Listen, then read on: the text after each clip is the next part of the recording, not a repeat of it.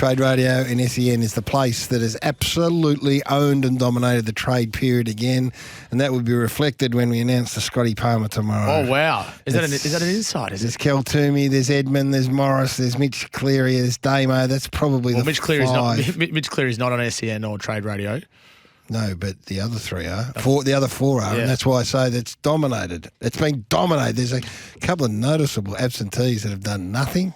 Such as? Whether they'll be named tomorrow, we will wait and see. Would you have a bottom two as well? And then the golden feather is to be announced as well. Hey, Gary. Yes, Tom. If the award is called the Scotty Palmer Award, would you name the worst journo of the period after a journalist? And which journalist would that be? Tom, you're doing you're trying very hard to get me in trouble on your last day here, but I like it. Trade Radio updates are for Tyre Power. So the story yesterday, and someone said, gee, boys, we know it's a terrible trade when we get excited about a C grader who's moving. It's not that. It's a premiership player from a month ago who may very well be moving. Tell us what you know about Jack Ginnivan. Well, as Sammy and I reported yesterday... Broke it. Go on Trade Radio, Jack Ginnivan is assessing his options and Collingwood is open to facilitating a trade. Now, Ginnivan has not formally requested a trade yet, but his manager, John Meeson, is having these conversations, not just with Collingwood, but also... Instigated by who? That's a good question. It's a grey area. The Ginnivan camp thinks that Collingwood has been shopping him. Collingwood says that Ginnivan is keen to move. Right. So that is a grey area. My sense is that Collingwood has been shopping him around a little bit since Lachie Schultz arrived, which makes sense.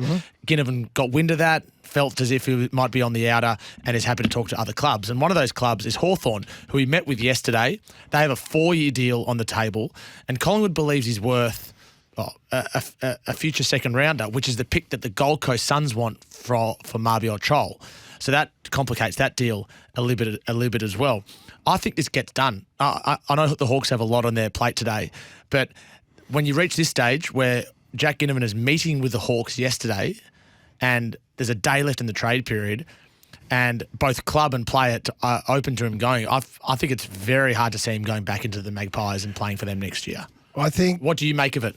I think it's a roll gold certainty, and it should. And I think, and I've got obviously no allegiance. I think it should be. I think this is a no-brainer. This is a no-brainer for his manager to take all the hype and the passion out of it and the loyalty and say, mate, let's just read the tea leaves. You've been sort of peripheral, in and out, got your way back, and now they have gone and targeted the best version of you and actively attracted him to the footy club. Read the room here. Yeah. And if John Meeson is the man who's driving it, then good on him. That's what he should do. If Jack Ginnivan then turned around and said, John, appreciate your advice. That's what I pay you for, but this is where I'm home to and I'm contracted, I'm staying, then good. But he should go. Yeah. I mean, I know it's hard for those Collingwood fans who love him and all that sort of stuff, but he's now got Schultz, Hill, McCreery and Elliott in front of him. So he wants to play senior footy. Your loyalty is with the club you're at the time, and his loyalty has been with Collingwood. He's had a couple of moments and issues and all that sort of stuff. He's a 20-year-old kid. We get it. I don't think they were thrilled with the fact he went to races, and I can understand why. So all that thrown into the mix, then he should go. He should go to Hawthorn and go, right, this is just circumstance. If you are a breakfast radio announcer at your radio station and the people who employ you actively go and chase as hard as they possibly can a breakfast radio announcer in your spot who's deemed to be better than you, then guess what? You've got to be looking somewhere else. You're probably on the way out. That's just the way it is. That's life. And I know footy, we got this great sense of loyalty to our club and our players, but no. This is what needs to happen. So John Meeson as the manager needs to get him out of there. Yeah. And then that's up to Jack to work out. And Jack, if he's reading the tea leaves... Well, he is. And he sought clarity from Collingwood. Then he's going. He sought clarity, and the response he received was, lukewarm. So this is Collingwood... This is not Collingwood saying you must leave in the same way that they said it to Brodie Grundy or Adam Treloar, but this is Collingwood leaving the door ajar for Jack Ginnivan to make his own decision. If they say he must leave, his trade value is diminished. So there is a PR perspective here, and there is a bargaining perspective that it's important that the Pies don't look as if they're pushing him out. No, but there's also a expectation from a supporter base to say, hey, we don't sit on our laurels. Yeah. We push hard for a premiership next year. And if I'm a Collingwood supporter and if they are the ones who are driving it, then I'm thinking, as hard as it is, then I love what we're doing. Yep. Because we want to be better next year. Yep. We think this bloke's better than him, and that's why we've got him. So him, in this case, Ginnivan, says, right, well, it's fair enough. I'll go somewhere else. So good move for club, for player, for the Hawks. Yep. He went for the Hawks as a kid as well. There's photos with him and Sam Mitchell. Brockman goes out, he comes in. So, it fits. It ticks every box. Yep. If it gets done, I don't know if it will, but I think it will. Dispassionately looking at it, then it is a no-brainer. Well done to Jack, well done to Meeson, well done to Collingwood, and well done to Hawthorn. So there are two main stories today, aside from Jack Ginnivan. One is Hawthorn, one is Port Adelaide. Let's deal with the Hawks first. Right. So Hawthorn, Mark McKenzie is their list manager, and he has a lot to do, Gaz. He has so much to do. What's he got to do? So he's got to get Jack Ginnivan in. Yep. He's got to get Mabior Chol in. Yep. Jack Gunston is a chance to come in. And they need to assess Brisbane's interest in Brandon Ryan. Brandon Ryan was a mid-season draft pick, and the Lions are very interested in him. I like him too, by the way. Well, they're prepared to give up a future second-round pick, maybe with some picks. The Brisbane Lions are? Yeah, they are. Yeah. He's a big, tall key forward. He's Luke Ryan's brother. Yeah, he's played 3 games. Well, that's on the other side of the coin. Why would he leave to go to Brisbane when they've got Hipwood and Danaher in the key Well, what if they're posts? offering him 3 years? And he's on a rookie list at the Hawks. What, to go and play in the quaffle?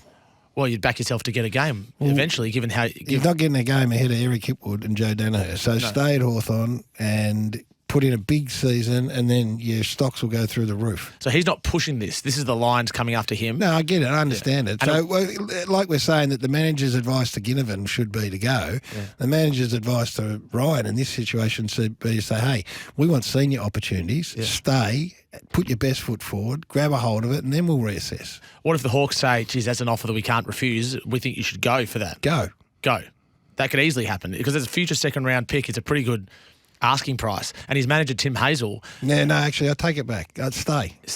Okay. No. If the Hawks go, this is a good deal, we want you out. Yeah. And he's saying, well, guess what? He's contracted for next year. It's not good for me. It's not good for me to go to Brisbane where I'm not going to get, I'll get limited opportunities, but I think I can force my way. It was Kaczynski's going out, Child coming in, No, I'd stay. But anyway.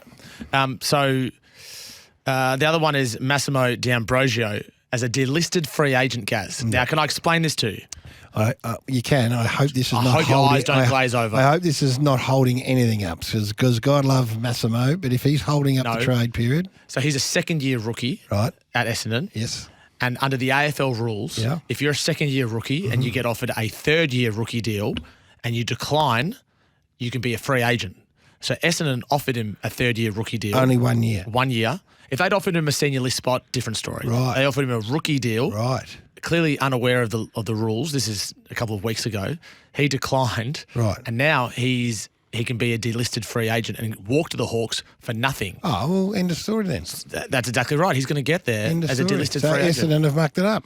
Essendon may have mucked it up if they were unaware of that. Yeah. So you can't bargain with Massimo D'Ambrosio if he can walk as a restricted free agent. They should have accepted the offer that the Hawks put to them. Just put a line through that. That won't be holding anyone up. Now, the Jack Gunston deal won't be part of a deal that also includes Brandon Ryan. They're two separate things. So Gunston would walk to the Hawks for nothing or not much. And Brandon Ryan would get to the Brisbane Lions in a separate deal. They're not really that linked. Right. Now, Jacob Kaczynski, again, a household name for you, Gaz, to talk about this trade period because the Tigers want him. They offered a pick in the 60s.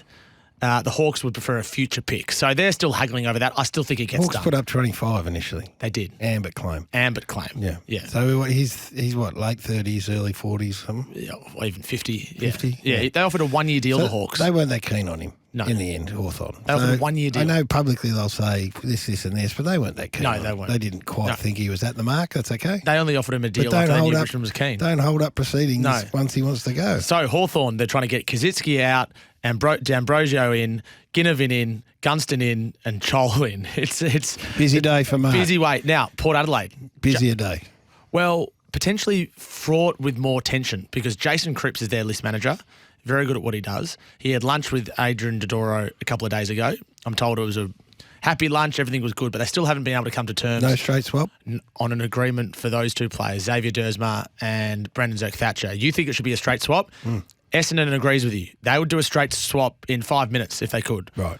But Port wants something else. And he's contracted. That's probably, and I get that from Port's point of view. Now, we're speaking to Scotty Lucas a little bit later on, who is the manager of Asafa Radigalea. Good. So my sense is eventually they say yes to a deal which involves pick 25 and maybe a few other selections later on. But at the moment, Geelong and Port aren't that close on that. The other one that's interesting with Port is Ivan Soldo.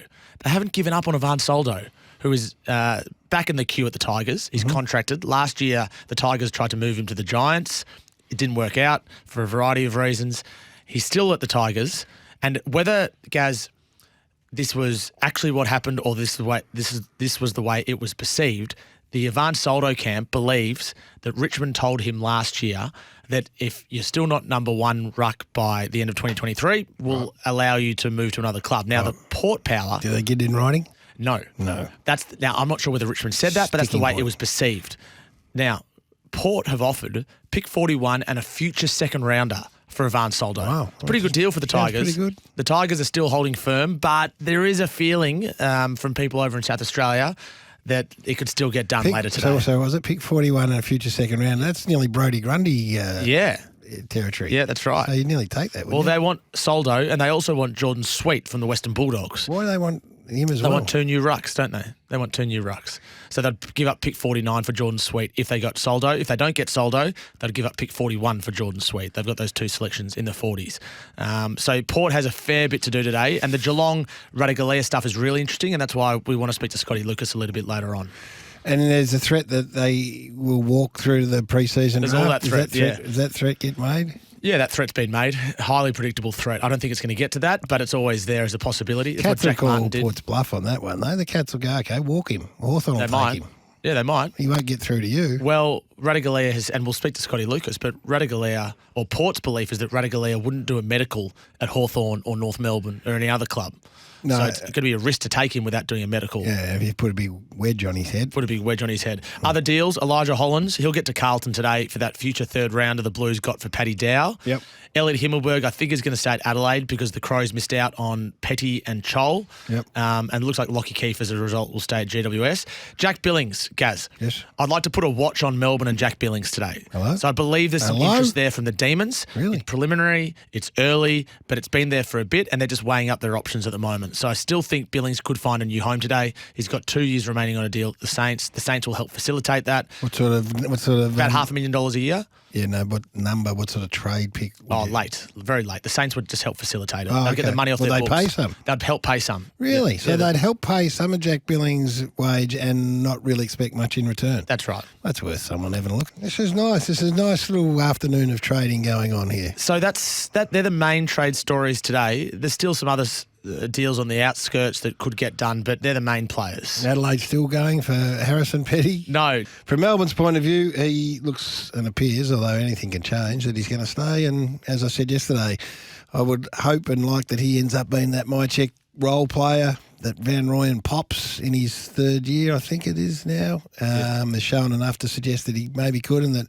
Fritsch can continue to do what he's been doing. And then you get a forward line that looks okay, and, you know, get ball use going forward. All that stuff becomes better. So I don't think will Adelaide sound like they'll have another swing, will they, or not? Or they got the message? No, that's it now. They got the message? Yeah, no, Petty's staying at Melbourne for next year, but I wouldn't be surprised in 12 months' time if they have another go and try to get him in.